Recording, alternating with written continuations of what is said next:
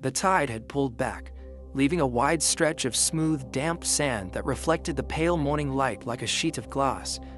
I walked along the edge, where the water's retreat had left thin lines of foam curling into lace. My footprints trailed behind me in a single unbroken path. Then the wind came in from the sea. It wasn't harsh, just steady enough to lift strands of my hair and cool the warmth on my cheeks. I watched as it skimmed across the sand, carrying grains in tiny arcs, drawing delicate, shifting lines that disappeared almost as quickly as they appeared. At first, I thought it was only random movement.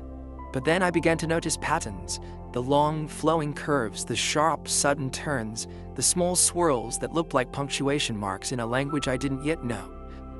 The wind wasn't just moving across the beach, it was writing. I slowed my pace, letting it work around my feet.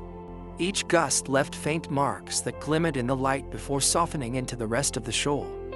The sea whispered at my side, its rhythm echoing the rise and fall of the breeze, as though the two were in conversation. Kneeling down, I placed my hand on the sand where the wind had just passed. The grains shifted lightly under my palm, as if still holding the memory of its touch. I imagined the words it might be leaving, messages not meant for eyes but for the heart, carried in a script too fluid to be kept. The wind moved ahead of me, inscribing another curve before erasing the one before it. There was something both beautiful and bittersweet in the impermanence, like watching someone write a letter they know will vanish before it's read. By the time I reached the end of the beach, the tide had begun its return. Small waves rolled in, claiming the lowest part of the shore. The wind, too, began to change direction, drifting back toward the open water.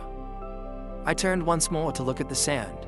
The writing was already gone, replaced by the smooth, wet surface that had been there at the start. And yet, I felt as though I had read something, a story that could only be told in passing, its meaning carried in the moment, not in the keeping. I walked away with the sound of the sea behind me, the taste of salt on my lips, and the quiet knowledge that not all messages are meant to last. Some are meant only to meet you where you are, stay for a breath, and then let go.